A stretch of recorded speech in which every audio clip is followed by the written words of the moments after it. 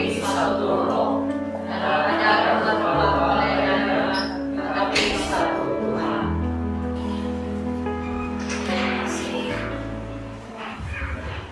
Terima kasih presiden kita.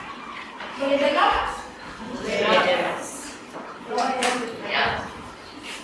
Oke, terima kasih kepada presiden kita MIT Abednego. Juga berterima kasih juga dengan lagu istimewa yang dinyanyi oleh Ewan lelaki sebentar tadi. Saya tidak lupa juga berterima kasih dengan Felix untuk membantu mengurus LCD. Selamat pagi dan selamat hari Sabat semua. Di sini saya ingin mengambil kesempatan untuk mengucapkan Happy Global Youth Day, Happy Sabat Belia sedunia kepada para belia dan semua. Sebelum saya meneruskan pelajaran ini, mari kita bersatu dalam doa. Dear Lord, thank you for this wonderful Sabbath day. As we start our lesson, you open our hearts and give us the wisdom to listen to today's lesson and try to apply it in our life. Lord, may you protect us as the wisdom and in this name we pray. Amen. Di sini ada soalan. Pernahkah next slide.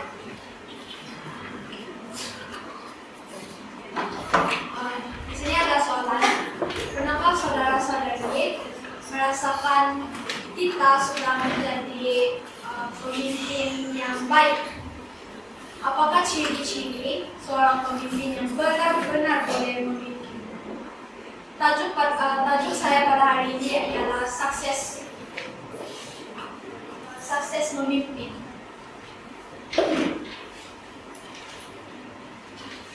Hari ini saya ada 3 ciri yang saya akan kongsikan pada sahabat ini. Sebenarnya ada beberapa lagi ciri, tetapi kawan-kawan saya akan kongsikan pada masa yang akan datang. Jadi melalui tulisan Ellen G. White, kita bersyukur kerana kita telah diilhami oleh Tuhan telah menerbitkan banyak buku nasihat termasuk hal tentang kepimpinan. Next.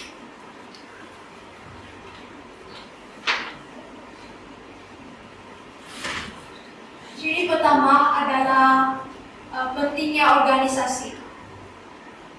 Dalam 1 Korintus 12 ayat 4 hingga 7 mengatakan ada rupa-rupa karunia tetapi satu Roh, dan ada rupa-rupa pelayanan tetapi satu Tuhan, dan ada berbagai-bagai perbuatan ajaib tetapi Allah adalah satu yang mengerjakan semuanya dalam semua orang.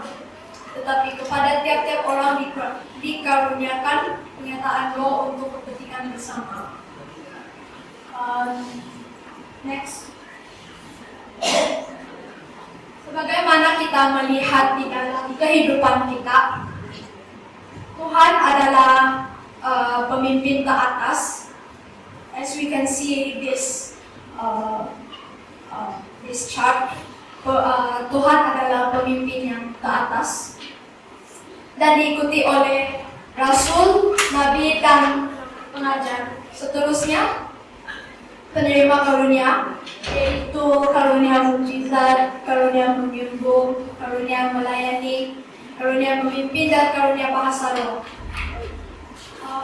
Di sini ada ayat Alkitab yang diambil dari 1 Korintus 27 ayat 8 mengatakan, kamu semua adalah tubuh Kristus dan kamu masing-masing adalah anggotanya.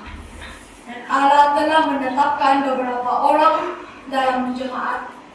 Pertama sebagai rasul, kedua sebagai nabi, ketiga sebagai pengajar. Selanjutnya mereka yang mendapat karunia untuk mengadakan mukjizat, untuk menyembuhkan, untuk melayani, untuk berkata-kata dalam bahasa roh.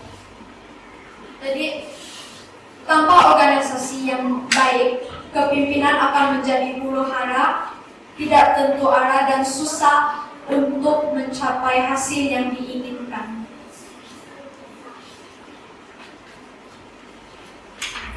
Next slide.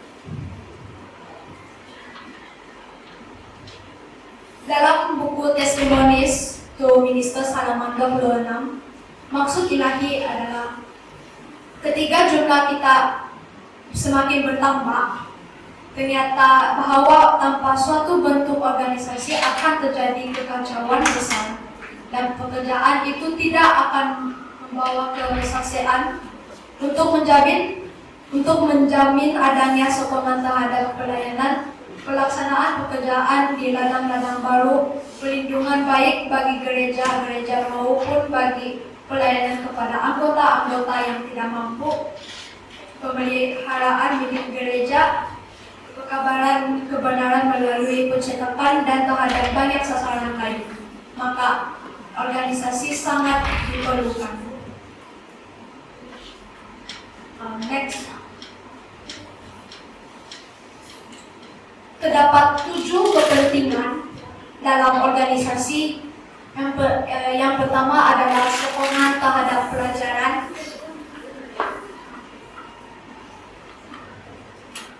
Pelayanan, pelaksanaan pekerjaan di ladang-ladang baru, perlindungan baik bagi gereja-gereja, pekabaran kebenaran melalui percetakan, sasaran lain, pemeliharaan milik gereja, pelayanan kepada anggota-anggota yang tidak mampu.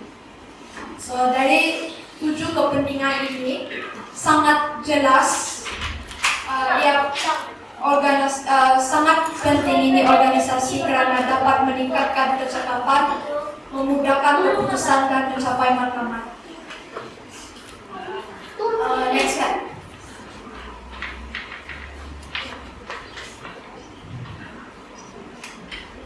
Dalam buku Gospel Workers halaman 460, Tuhan tidak senang dengan kurangnya ketertiban dan ketetapan sekarang di antara mereka yang melakukan urusan sehubungan dengan pekerjaannya. Bahkan dalam mesyuarat kerja konferensi, banyak waktu dapat dijimat dan banyak kesalahan dapat dihindarkan. Dengan sedikit lebih baiknya belajar dan ketetapan waktu. Segala sesuatu yang menunjukkan hubungan dengan pekerjaan Tuhan harus hampir sempurna sebagaimana yang dapat dilakukan oleh pikiran dan tangan manusia. Next slide. Dalam persidangan konferensi pusat dalam sesi merupakan kekuasaan tertinggi, terdapat 4 kunci Alkitab untuk menjadi pemimpin yang berkualiti. Yang pertama, humility. Bahasa Melayu dia ialah keperimanusiaan. Yang kedua, kebijaksanaan. Yang ketiga, kejujuran. Dan yang keempat ialah keberanian. Next. Contohnya, di dalam General Conference, persidangan agung, di mana ketua-ketua akan berkumpul dan mempraktikkan prinsip kebebasan prinsip dan penghakiman pribadi tidak boleh dipertahankan dengan kedegilan, tetapi dengan kerendahan hati. Next. Dalam Testimonies of the Church halaman 9 yang mengatakan, jangan sekali-kali seorang guru menganggap sebagai suatu barisan pemeliharaan berterusan kedudukan kemerdekaannya bertentangan dengan keputusan badan umum. Tuhan telah menetapkan bahwa persidangan mempunyai kuasa ketika dalam persidangan umum wakil-wakil gerejanya dari seluruh bahagian ini.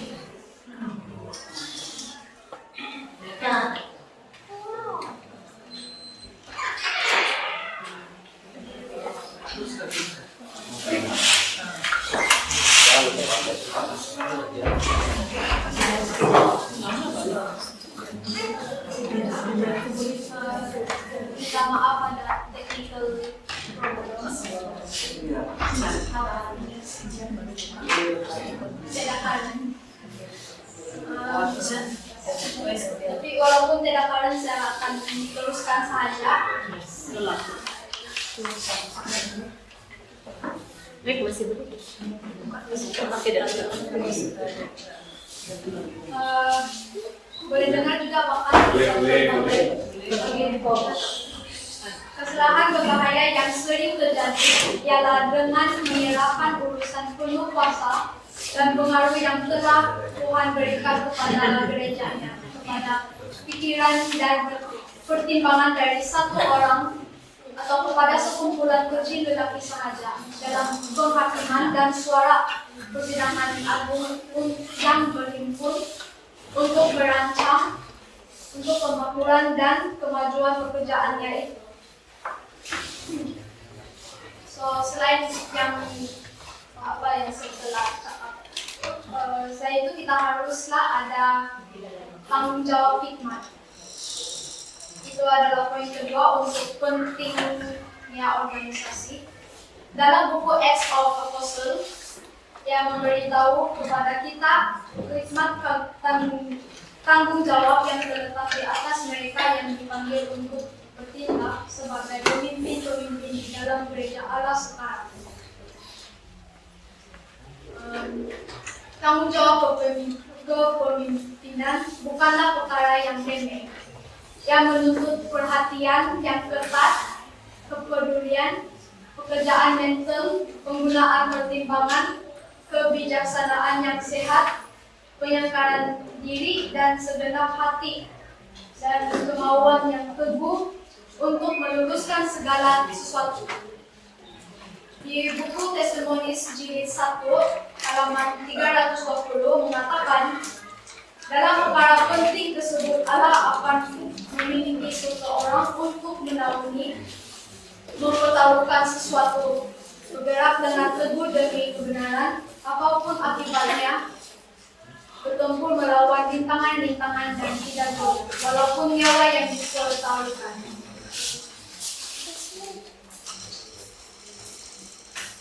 So seterusnya, ciri kedua adalah pengurusan. So kita dalam perkataan ini kita semua tahu perkataan asal usulnya adalah urus. Jadi macam mana kita perlu mengurus dalam kepimpinan. Dalam tulisan Ellen G. White menegaskan, tetapi jantung pekerjaan pusat yang besar telah dilemahkan karena salah urus oleh orang-orang yang tidak selangkah dengan pemimpin mereka. Bukan itu sahaja, cara urusan lemah perlu dihentikan. Jika cara yang lemah ini dalam melakukan urusan dibiarkan berlangsung terus, itu bukan hanya akan menghabiskan kebendaharaan harta, melainkan juga akan memutuskan punca dana yang mengalir dari orang banyak. Dan disebabkan cara pengurusan yang lemah, ini akan mengakibatkan para pekerja menjadi lalai dan menjadi terlantar. Testimonies jilid 5 halaman 550 menerangkan, akibatnya pekerjaan terbesar yang pernah dipercayakan kepada manusia fana telah dinodai oleh pengurusan manusia yang bercela.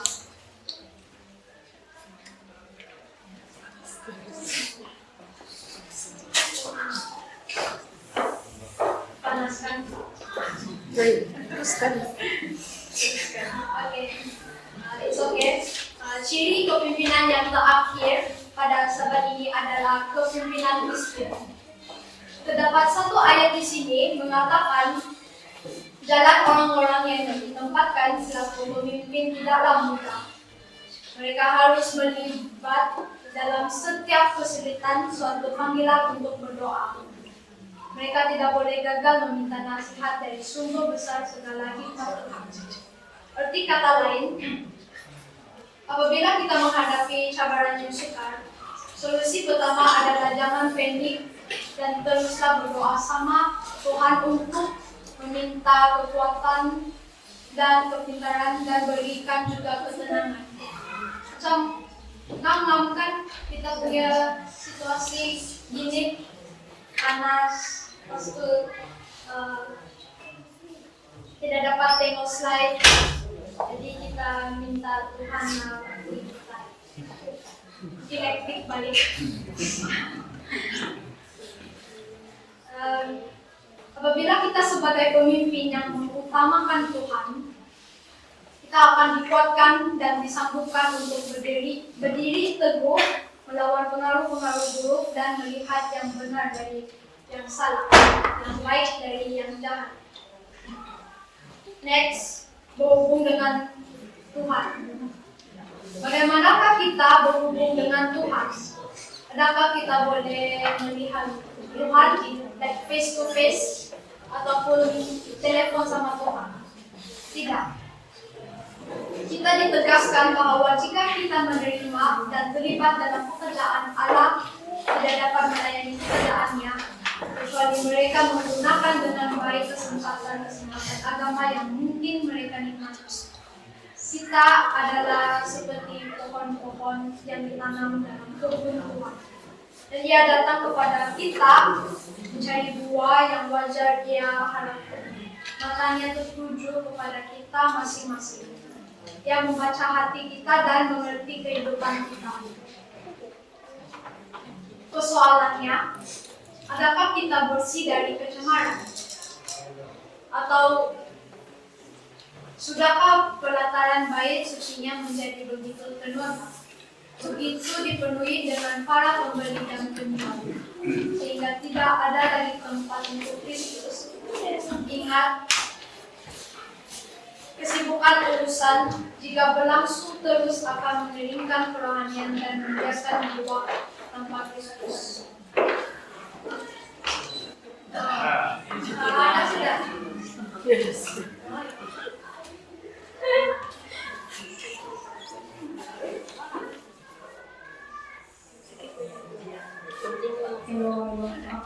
Ada sudah Aaron. Mungkin tidak slide tapi saya akan teruskan saja. Dalam tulisan Testimonies jilid 5 halaman 423, walaupun mereka mengakui kebenaran, namun jika orang-orang melewati hari demi hari tanpa hubungan yang hidup dengan Allah, mereka akan terseret kepada hal-hal yang aneh, yang pelik. Keputusan-keputusan akan diadakan tidak sesuai dengan kehendak Allah. Tidak akan selamat bagi saudara-saudara yang memimpin bila mereka maju menurut kemauan mereka sendiri. Mereka tidak akan memikul bersama Kristus dan dengan demikian tidak akan bergerak sejalan dengan Dia. Mereka tidak akan dapat melihat dan menyadari keperluan pekerjaan itu dan Satan akan bergerak pada mereka untuk merebut posisi yang akan memalukan dan menghalangi. Next, kita haruslah memandang kepada Yesus sebagai teladan kepimpinan. Biarlah para hamba Allah di setiap tempat mempelajari firman-Nya memandang terus kepada Yesus, sehingga mereka dapat dirubahkan menjadi serupa dengan Dia. Ini dipetik dari manuskrip 140 1902. Oke, sebagai pemimpin yang selalu berdoa seperti kita, dalam Testimonies of Ministers halaman 323 hingga 324, kamu akan menjadi bijaksana jika kamu memutuskan untuk datang kepada Allah.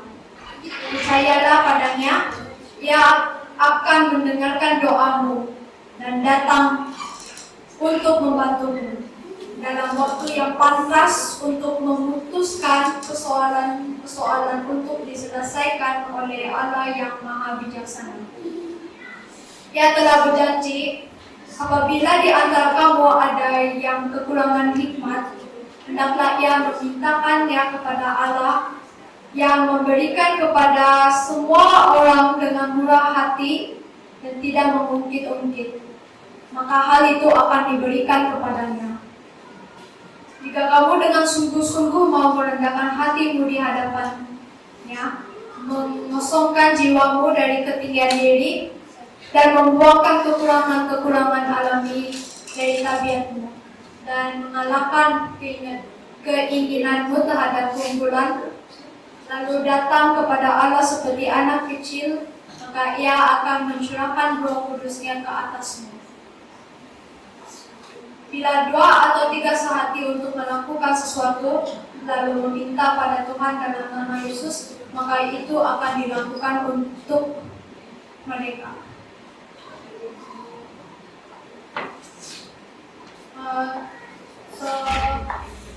Sebagai kesimpulan, kejayaan seorang pemimpin Kristen tidak mengikuti kuasa, kekayaan, atau pengaruh duniawi, tapi berdasarkan sejauh mana kita memandang Tuhan dan memimpin dengan kasih, kerendahan hati, dan integriti.